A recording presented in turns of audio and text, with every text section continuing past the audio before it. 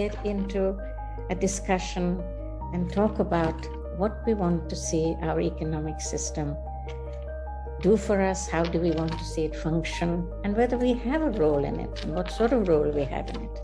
I have chosen the book White Tiger by Arvind Adiga. It's a work of fiction that's set within an India that is still going through a very rapid phase of liberalization.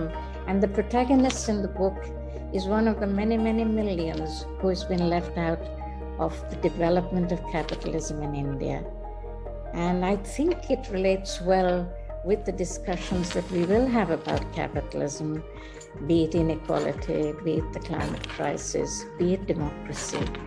All these will be brought in. I think it's one of the courses that really will appeal to adults who have thought about these issues. I'm not saying that people haven't thought about these issues, they have. But now they come in within a group with a set of readings where questions are going to be asked, where passages are going to be highlighted, where discussions will flow out.